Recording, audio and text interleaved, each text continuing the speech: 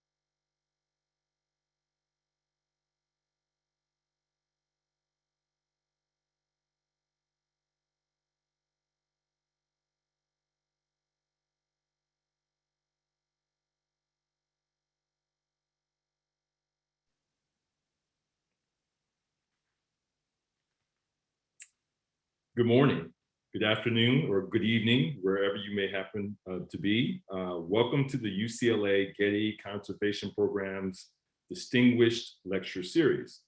I'm Darnell Hunt, Dean of Social Sciences here at UCLA. UCLA's longstanding partnership with the Getty has only strengthened the program through a shared mission of community, engagement, and education.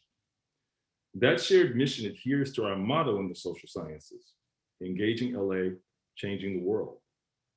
The UCLA Getty Conservation Program continues to be a leader in not only advancing the preservation of cultural heritage materials, but in expanding access to the field of conservation by offering training, workshops, and mentorships to underrepresented populations. We are honored today to have Dr. Gabrielle Tayac, Associate Professor of Public History, George Mason University, and former curator at the Smithsonian National Museum of the American Indian.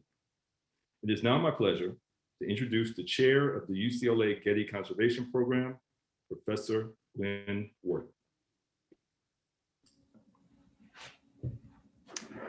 Thank you for the introduction, Darnell. I'd like to begin by acknowledging that as a land-grant institution, UCLA and the UCLA Getty Conservation Program acknowledge the Gabrielino Tongva peoples as the traditional land caretakers of the Tovangar, the Los Angeles Basin, and the South Channel Islands. Los Angeles has the largest population of Native American and indigenous people of any city in the US, and multiple programs at the university now engage with members of the Gabrielino Tongva tribe to share knowledge and work to address the decimation of the Tongva population in the 19th century. Funded by the NEH, our program is developing a new initiative to deepen our collaborative work with representatives of tribal collections. I'm very happy to welcome everybody to another event in our Distinguished Lecture Series.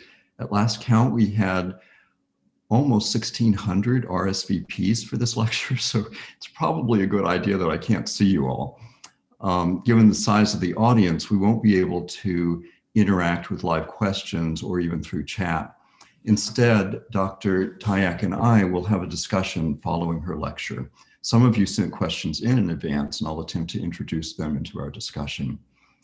Before I introduce Dr. Tayac, I'd like to just say a word about our program. The UCLA Getty Conservation Program is the only conservation program in the Western United States and the only program in the country that focuses on archaeological and indigenous materials. We offer MA and PhD degrees in the study and conservation of cultural heritage materials, and our primary values include diversity, collaboration with representatives of cultures associated with the objects in our care, and sustainability. Our intention with this series is to highlight how cultural heritage conservation engages with larger social and political issues. Speakers in the series address narratives associated with cultural materials and traditional practices of care. The title of Dr. Gabrielle Tayac's lecture today is Ancestors Speaking: Objects and Cultural Sovereignty in Native America. Dr. Tayac, a member of the Piscataway Indian Nation, is an activist scholar committed to empowering Indigenous perspectives. She earned her PhD and MA in sociology from Harvard University and her BS in social work and American Indian Studies from Cornell University. Her scholarly research focuses on hemispheric American Indian identity, multiracialism, Indigenous religious and social movements, while maintaining a regional specialization in the Chesapeake Bay. Dr. Tayac served on the Smithsonian's National Museum of American Indian staff for 18 years as the museum's first education director, and then as a historian and curator. She engages deeply in community relationships and public discourse with audiences from kindergarten to the Obama White House.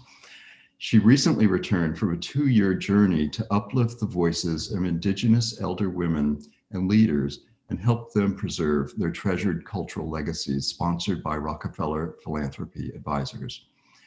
Gabby is now an associate professor of public history at George Mason University.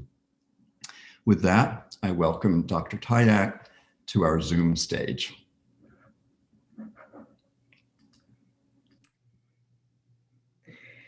Well, greetings and many thanks to you, Dr. Wharton and Dean Hunt, with respect to especially to our pathways as sociologists going in different but also convergent directions. I'd like to give a sincere greeting to our Tongva relatives and also to Dr. Mishwana Gomin and the extended family at the American Indian Studies Research Center. A warm hello also to those of you who are tuning in, who have dedicated your energies and lives to the ongoing protection and regeneration, or shall we say, rematriation of Indigenous knowledge and action. So I begin from my tide waters to yours. And let me turn up the screen and thank you for also indulging the multiple boards that we have here and self-done engineering. Here we go. All right. So what I hope to channel for you, as what I understand to be a pretty vast and diverse audience today, is a fundamental ethic to guide your practice and approach as conservators, curators, stewards, and also those of you today who are knowledge carriers here yourselves, people who are here just to learn and experience some of the understandings that we can share together in this forum. I hope that this conversation will lend all of you more support. And the concept that I would like to bring forward, I think can best be described as relationality. More simply said, family. As you may have heard in the acknowledgements given, there are kinship terms used, and putting kinship and connection at the center brings our attention to a shift away from work towards a product and more towards a relationship, a process, as a scholar Jackie Rand speaks of in a very helpful and important compendium called Stewards of the Sacred that was edited by a late great ally, Dr. Marty Sullivan.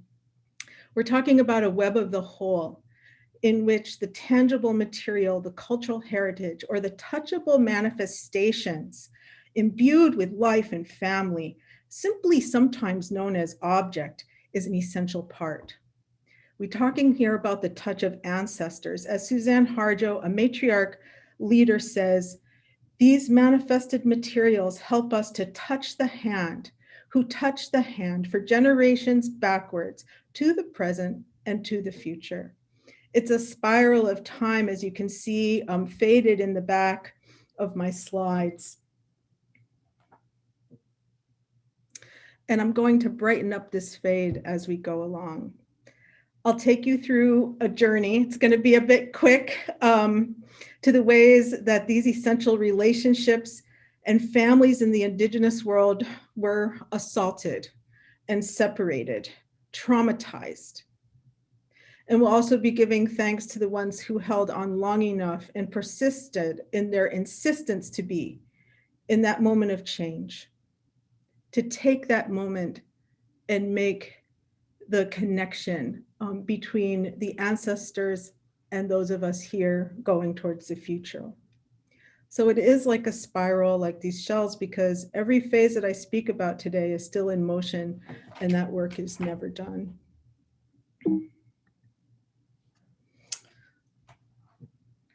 So from my tidewater to yours, I take you to the east, where I start learning first from family, as many of us do, and responding to an intergenerational call to take on this life's work. Here at the center of the slide is what has been called a stolen spirit, a mascot found just across the river from present-day Washington, D.C., a place that is my homeland, that extends from the Washington, D.C. area up to what we call the fall line and the rapids, and then all the way down the Potomac River to the Chesapeake Bay. I show this face in the center based on a decision to allow testimony to come through, and photos like this show collections that are taken without permission throughout both of the areas of our Piscataway people who still deal with erasure attempts today, and it also is shown in every single landscape.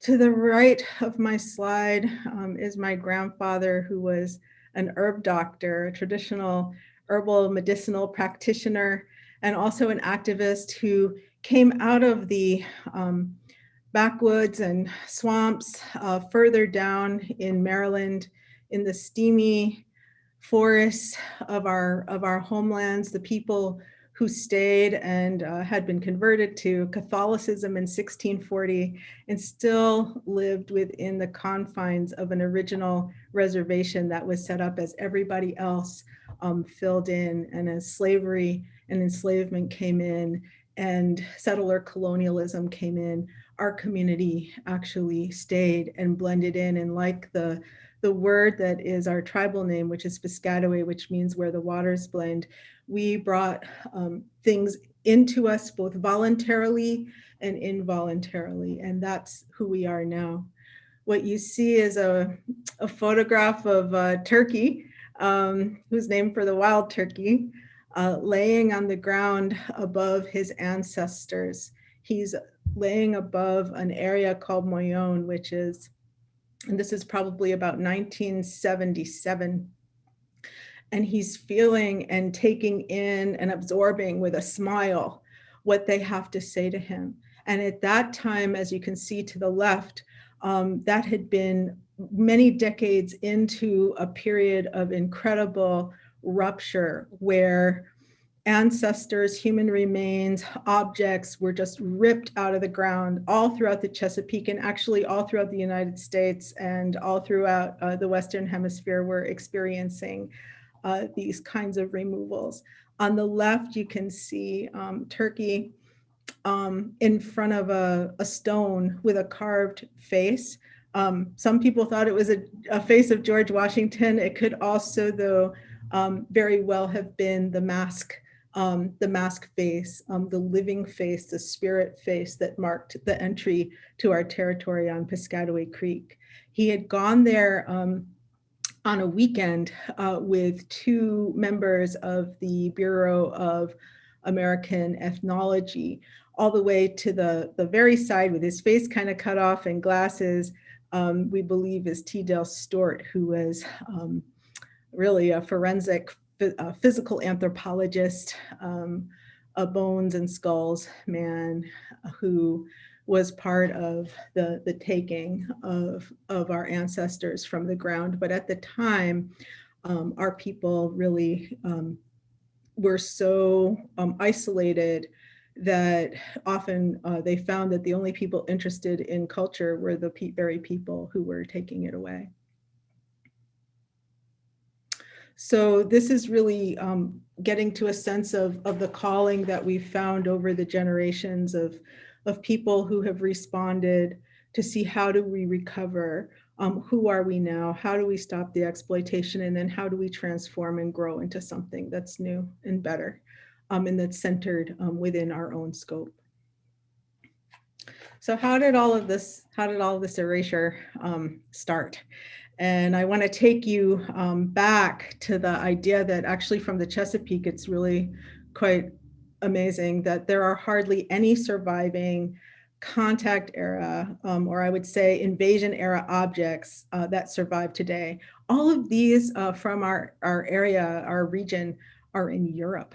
And when I say ethnographic or cultural heritage, it means that it's material that wasn't taken from out of the ground with archaeological investigation or excavation, but rather materials that were made at the time. So what you see here is what I would say is the first mode of extraction. And that's what we call the cabinet of curiosity, the spoils of empire.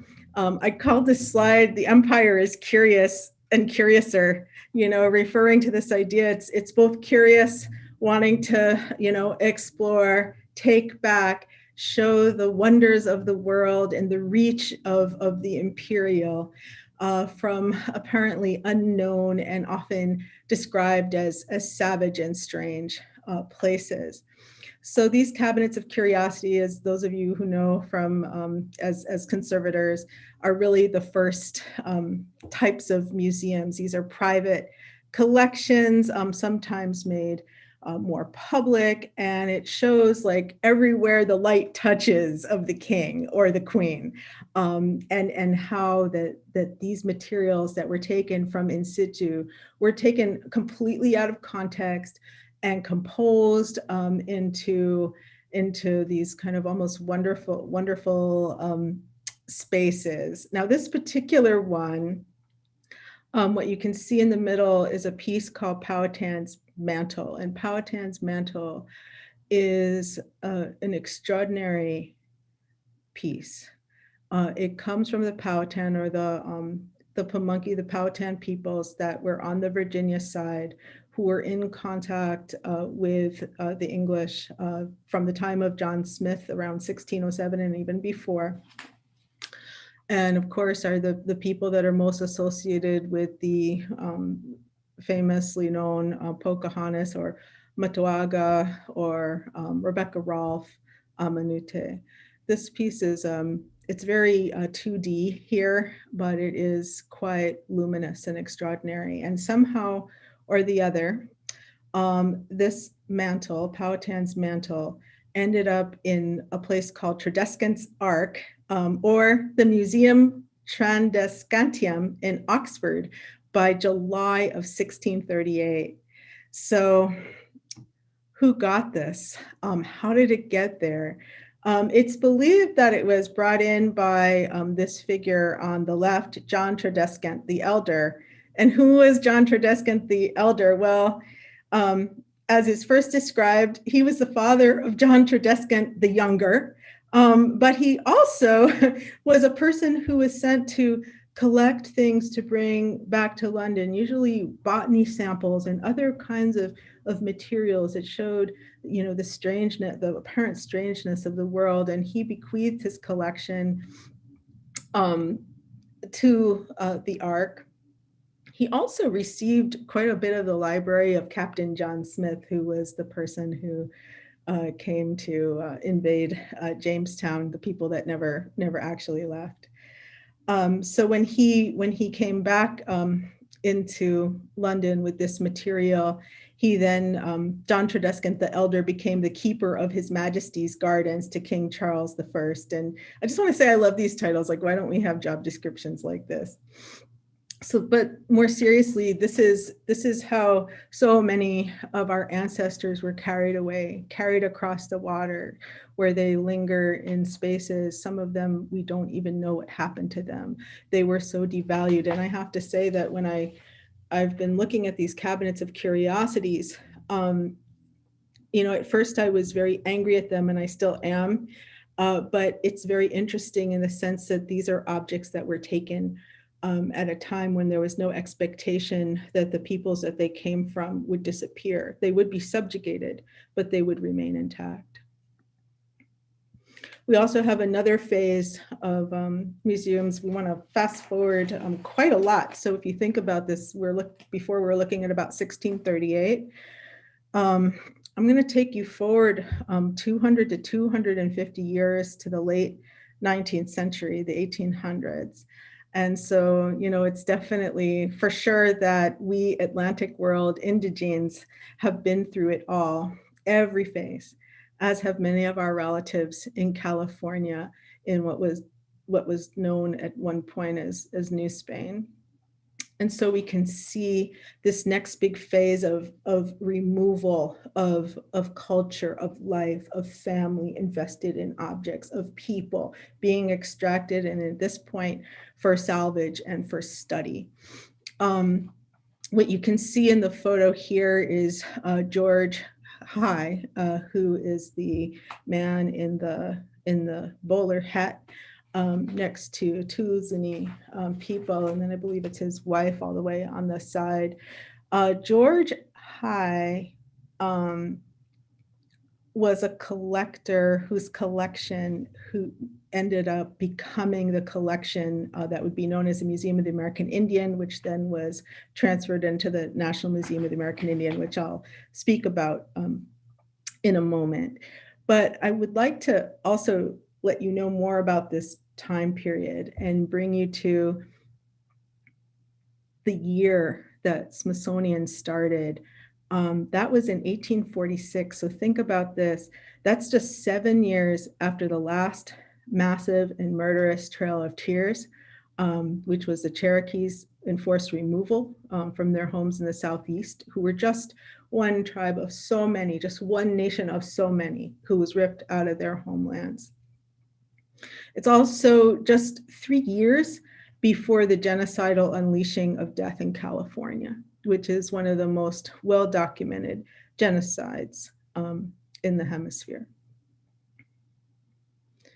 What we also have moving a bit forward now is the establishment of the Bureau of American Ethnology in 1879, which also became located at the Smithsonian. And this time period coincided exactly with the year that a man named General Richard Pratt established the Carlisle Indian School, who had the motto, "Kill the Indian, save the man." So think about this. Think about what this time period was. And at this point, for salvage of what was being considered to be people who could not withstand the onslaught of a superior civilization, Native people, their materials were ransacked by the hundreds of thousands, by the millions. The little boy on the side is a little boy named Minnick, who came to be known as Minnick Wallace. And Minnick Wallace came with a group that was sent to the American Museum of Natural History, and ended up with a group of Greenland, with his family, who were indigenous people from Greenland. And he was the sole survivor of this group. Some had gone back, but others died, including his father, of tuberculosis. So he became a ward of the superintendent of the museum. And when his father died, they didn't tell him that what they did in the museum was take his father's body, and this is graphic for a second, boiled his father's body down for the skeletal remains to study, and then staged a mock funeral so that Minnick would think that his father was buried. This little boy never really fit into the society that he lived in, another human exhibit. He went briefly back to Greenland and then returned to the US and died in the Spanish flu epidemic in 1918. So what we see here is, it's a blend of the actual sinister and then the intent to study. And so what we have with what became the High Foundation is a collection that started about 1897. One man, George Gustav High, who eventually amassed thousands upon thousands of objects for the intent of study. I want to also frame the time period more about what was going on, and again, what is seen as a separation of ancestors, object, family, people, language, lives, land. It's all very much connected. That in 1901, in his address to Congress, President Theodore Roosevelt said that the intent of the Allotment Act at the time, this was the policy, was to create a great pulverizing engine to break up the tribal mass. So we have a pulverization of tribe, of person, of object, of, again, incredible isolation. And where do we go from that? Through this all, it's very clear. The very fact that we're having this conversation today is that it is incredibly hard to erase a people. It's incredibly hard to erase and destroy a family's need, want, and desire in unending attempts to come back together.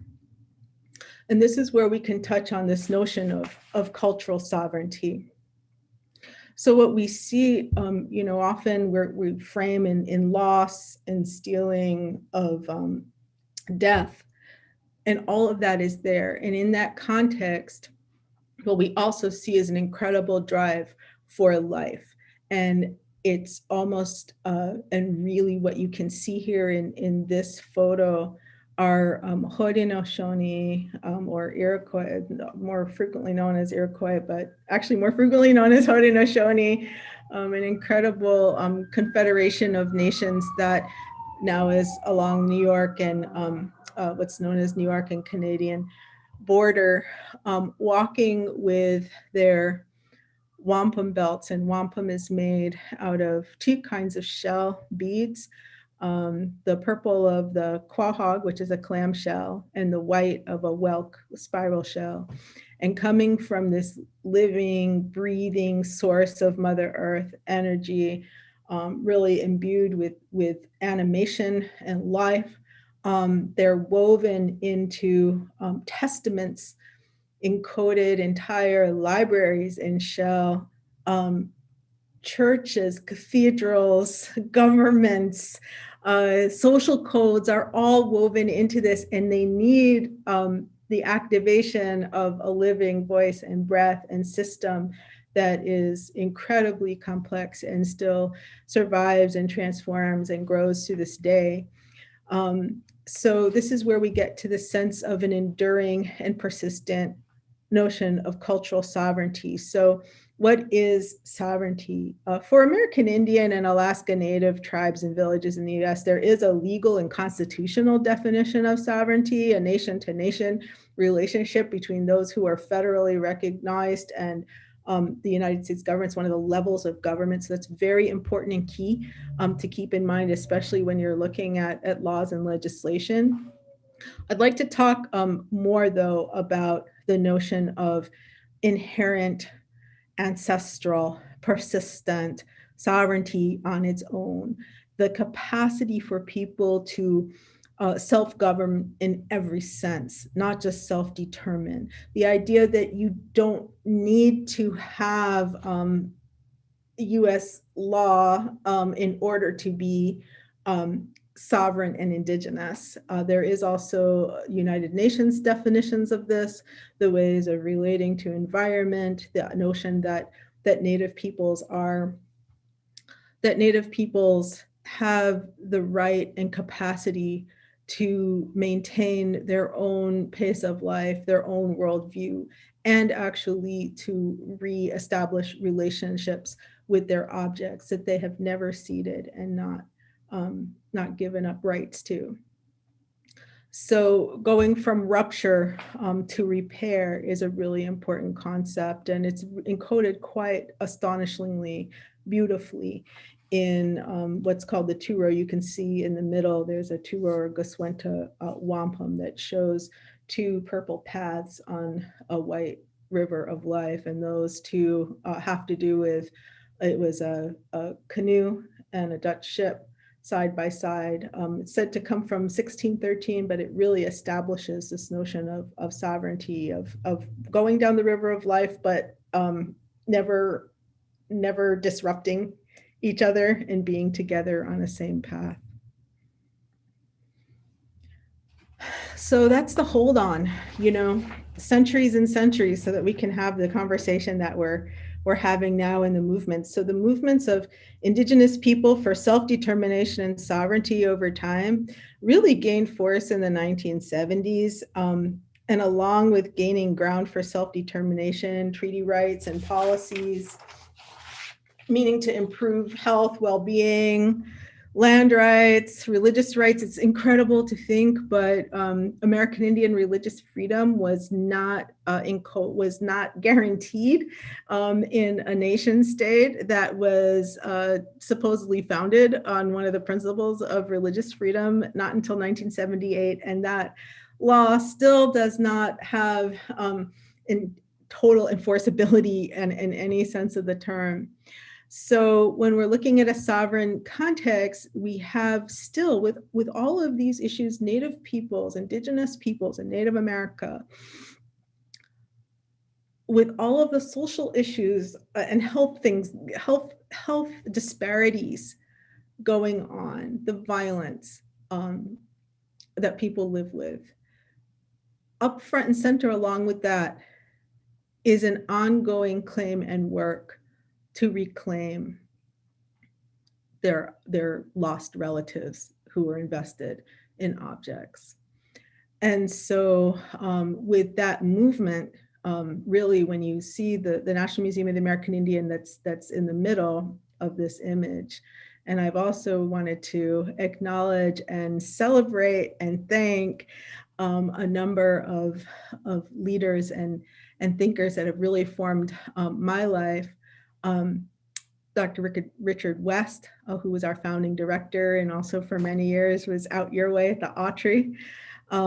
Suzanne Harjo, an incredible matriarch of change. Inez Talamantes, my late great teacher, who really taught about the whole. Dr. Charlotte Heth, who got me to the museum in the first place and is one of your own from UCLA Cherokee ethnomusicologist, and of course, the great Vine Deloria, one of the greatest intellectuals of the 20th century and 21st century. So these people never gave up.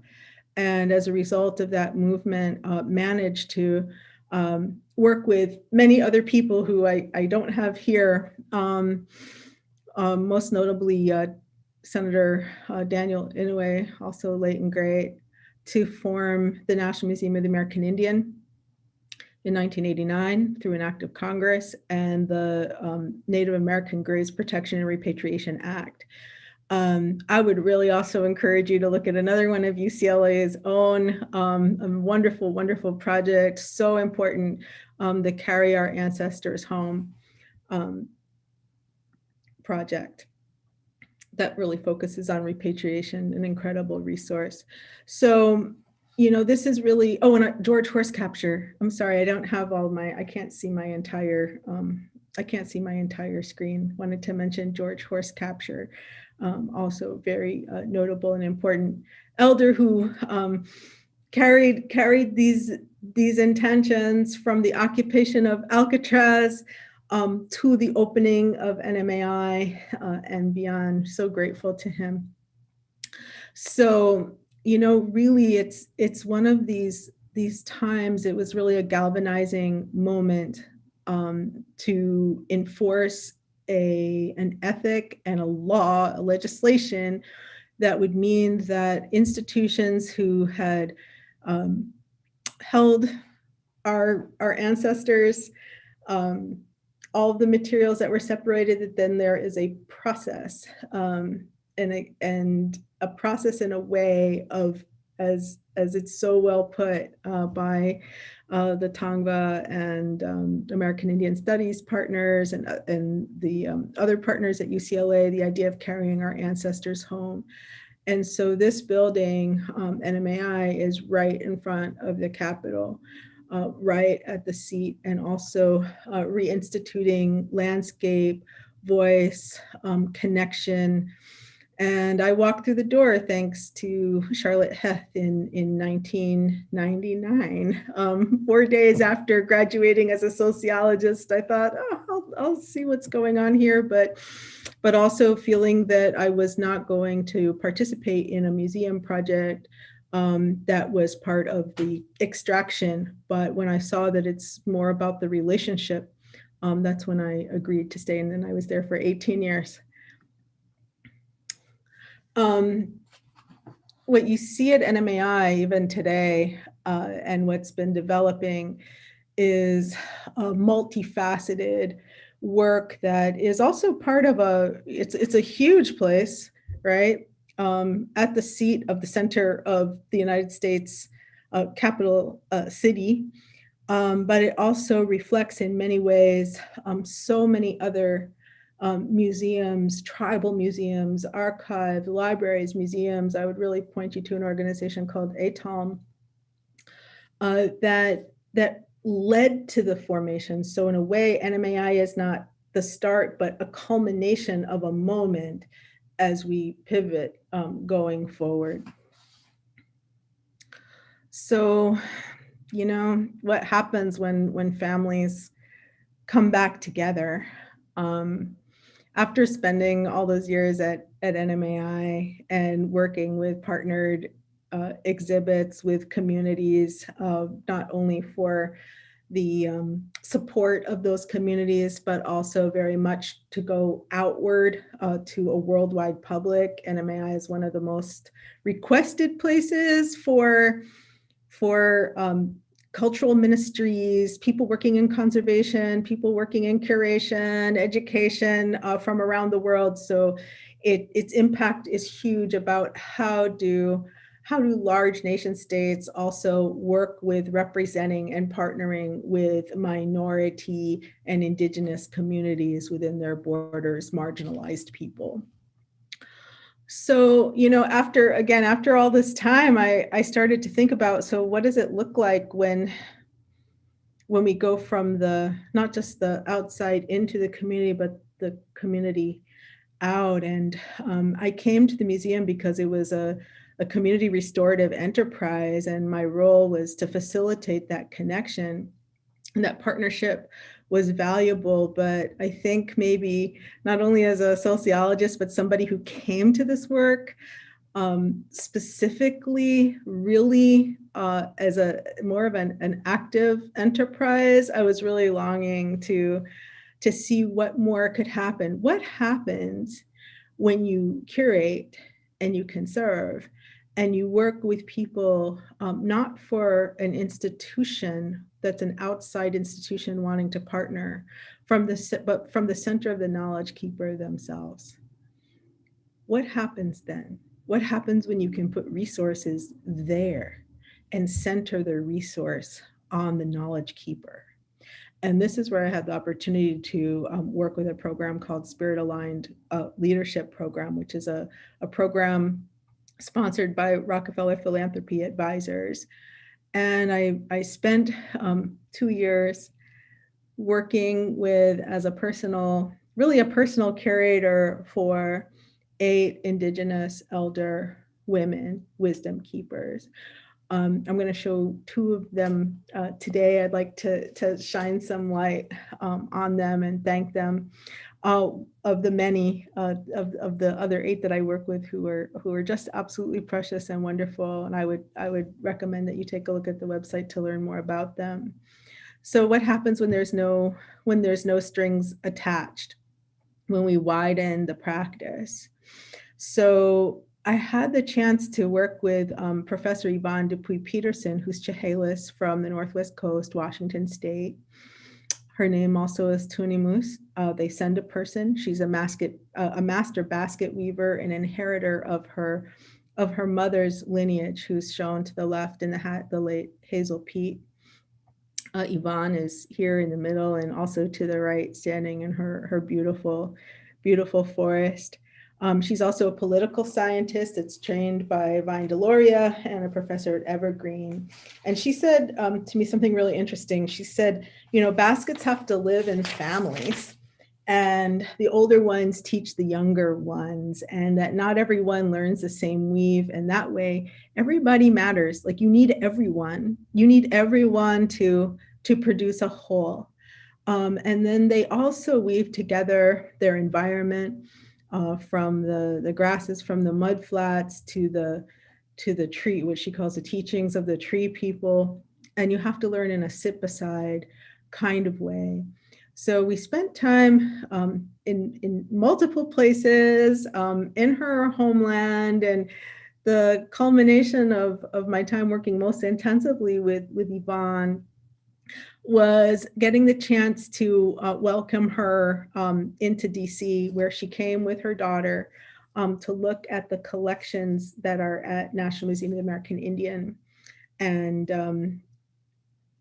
look at weaves that had, because of missionization, removal, boarding schools, violence, assimilation, issues, people having to leave their homelands, had not been done anymore. And so she was able to go with these baskets, and this is what I want to show with conservators, that she was able to go with the baskets and spend time with them. And this is the kind of work that NMAI's conservation and collections teams and material specialists work on every day. For years. And so rather than being at the museum, having people come in, and again, I'm not a material culture specialist, but coming from the outside, when I was on the inside with people coming in and supporting, working on curation of exhibits, this time it was working with the elder to support her, move her at her request to see these, and then see what she did with them on her own terms, and what she was able to create with her family and her apprentices and her networks. So it's really quite an extraordinary experience to be with somebody like that. Another person that I wanted to bring your attention to is the most wonderful Dr. Henrietta Mann, who's also known as Prayer Cloth Woman. She is Southern Cheyenne, and works with, really is somebody, again, who has had a hand, who touched the hand. She was born in 1934, and you can see that's her in the little cradle board in the black and white photo with her great grandmother, whose name was White Buffalo Woman in Oklahoma. Her grandmother, her great grandmother actually, was a person who had survived the massacres at the Washita. So this is little baby Henry in Oklahoma in 1934, being raised and presented and loved and taught and spoken to and breathed into by her great grandmother. And this, again, imbued her, like she herself was taken as in the directions at her birth and presented in the format and with sacred pipes and stones and stories and language, and had gone on to, and is still so vibrantly working towards curating her own collections, deciding what she wanted to keep, how she wanted to move it. Did she want to bring it into an institution or not? And this is her talking to, there's a new First Americans Museum, which is going to open in Oklahoma. That's her all the way to the left in her storage locker, which we went through, amazingly beautifully organized. And her favorite location up in the mountains of Montana, very beautiful, tranquil space. So this is somebody who I would say, again, like the others, how do they keep knowledge for what I would call a sovereign generation, the generation of now, the generation we have and the generation that's coming. Just a couple minutes to wrap up, looking at what's the point and what's the work of those of you who are working in conservation. What does it mean? And I'd like to refer you to one of my favorite quotes of all time that was coined by my colleague, my Hopi colleague, also a sociologist named Dr. Angela Gonzalez, who said, being Indian is not being part something, it's being part of something. So I see really, the roles of conservators are being part of that story too, of how to bring families together, how to store, protect, and then also make sure that there is access and life connected to these materials with the people who love them. What you can see in the spiral building, that's the top of the Cultural Resources Center in Suitland. It's the collections facility of National Museum of the American Indian, along with a real shout out to the conservation team who train people through the Mellon program and through other programs, are always welcoming and working with Native people and Native communities to bring life and maintain life and connection to the objects. Is a really interesting example of that is, you can see in the American Indian magazine, where there's a Wayot dress that was conserved and returned for ceremony to the community. I'd also like to point out to you the ways that this is working within Native institutions like Pechanga. I had a chance to travel to Pechanga and see their cultural center, their conservation work that's done in-house on their own terms for their own people primarily and within their environment. So that's an idea of relationship and reciprocity, and to keep that ethic of how do you, think about it as, how do you support a family? How do you support family?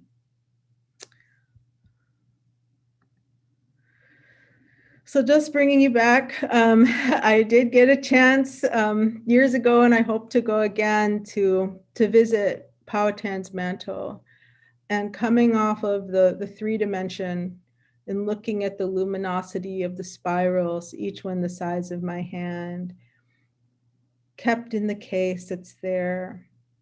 Wondering, is Powhatan's mantle, is it material that, is it a speaker? Is it an ancestor that speaks to the world? Is it an ancestor that speaks from home? And that's a question. And meeting with the conservation people, again, fabulous names that they have, like the Keeper of Antiquities. I'm like, that's a really cool title.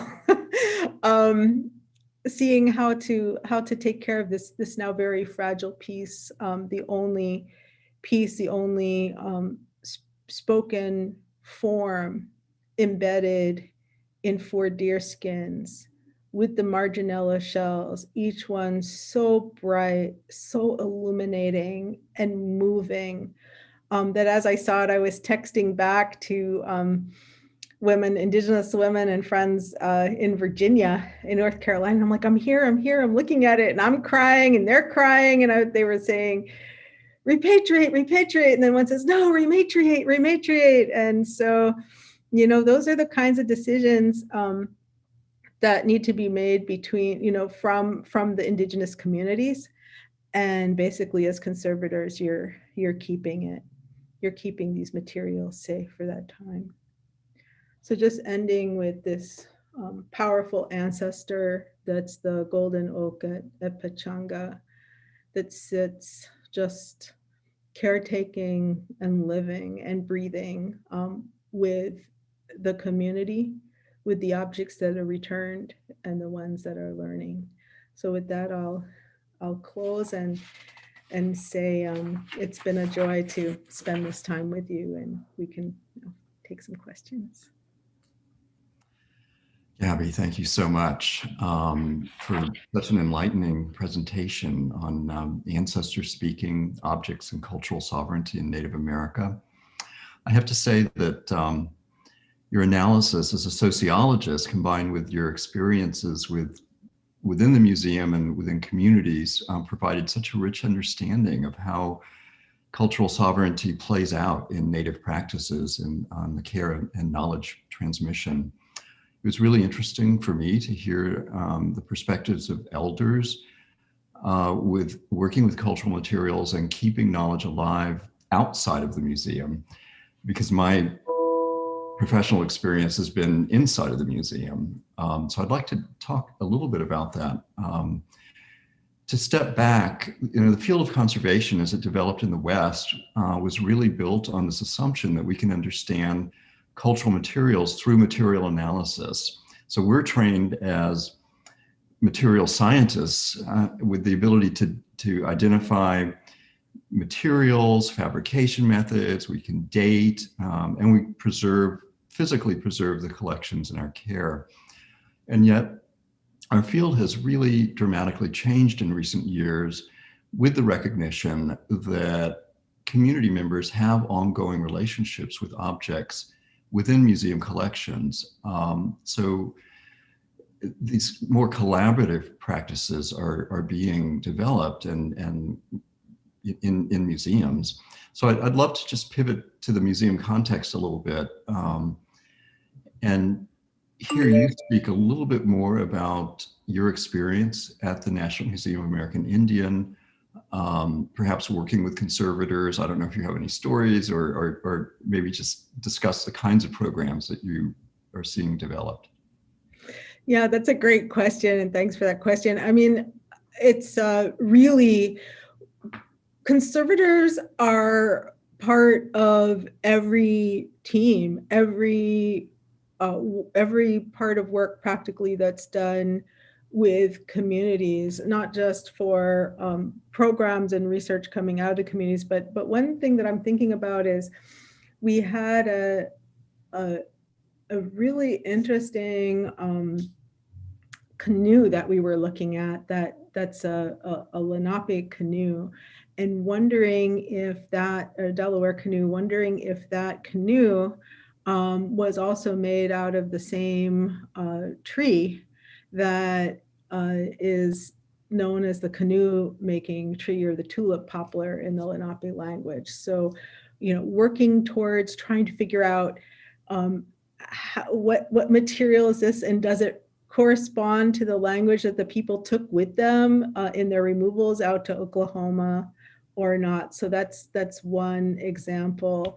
Another example was where we had another visit, and this is more of a ceremonial object, so I'm not going to describe it too much, but it was really that the person that was coming to see it from the tribe that they were coming from felt that the material was overly separated, and so it needed to be put back together, which was really important of and that's more of a collections question of how to put these materials together in a way that works. The other thing is going to conservation more specifically is what are the levels of possibility of how much something is brightened or not, how much is it stabilized, so that it can either be sent or shown. That's another piece that really comes into play with conservation. So I think one thing I want to mention is that NMAI does have something called the Traditional Care Program. So what I've seen with, again, our conservation team was always really, probably in many ways, one of the ones that had the most interaction sometimes with communities, along with collections of people coming in wanting to reunite with their their material, with their objects and things.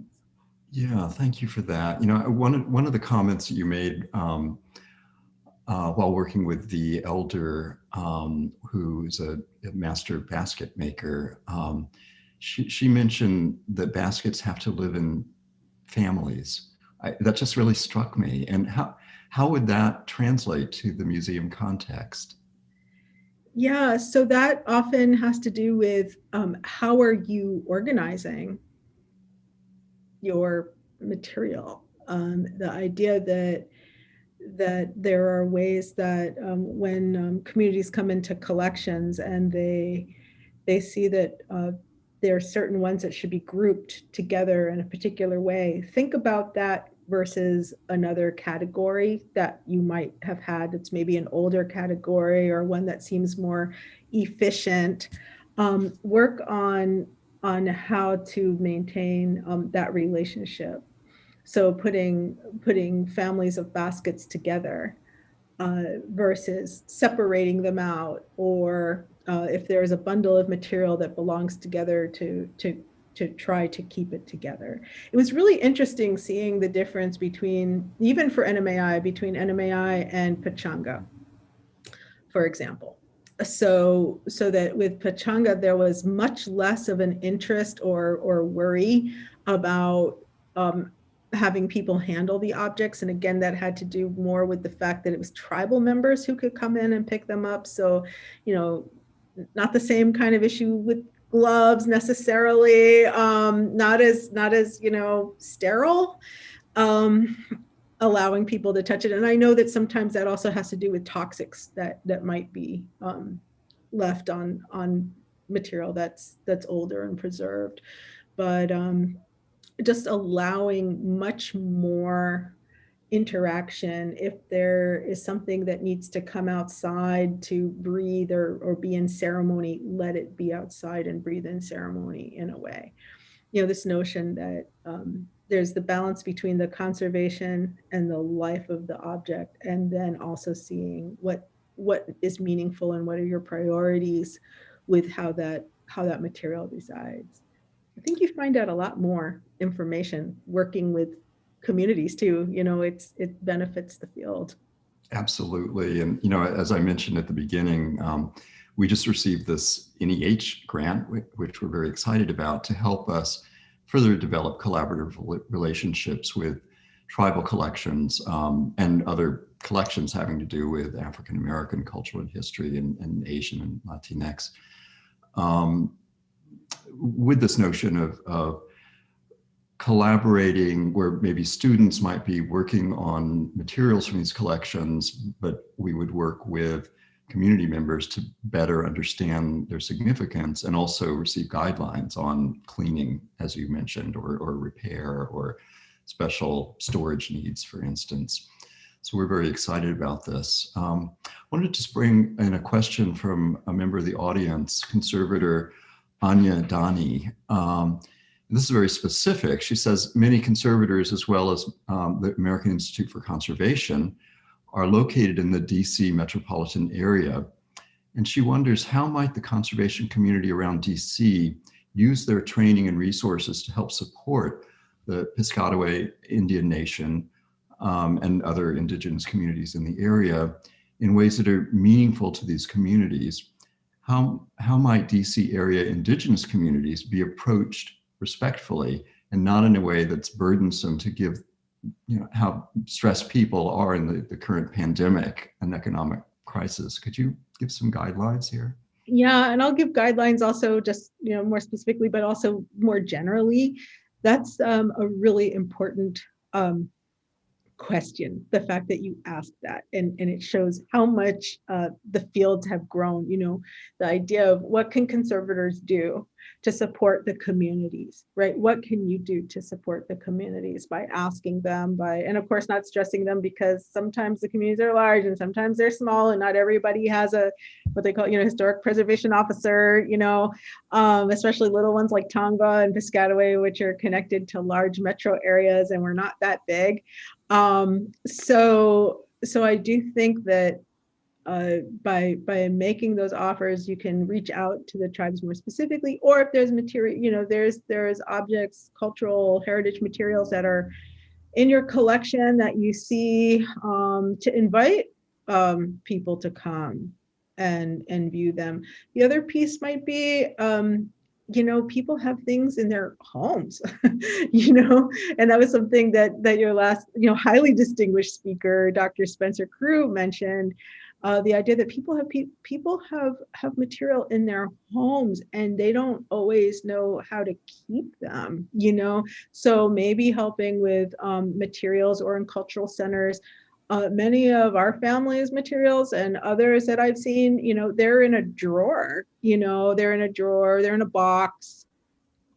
Is there a way to help people put things together in a way that it's protected and stored? So having that kind of exchange, I think, would be really, really helpful too.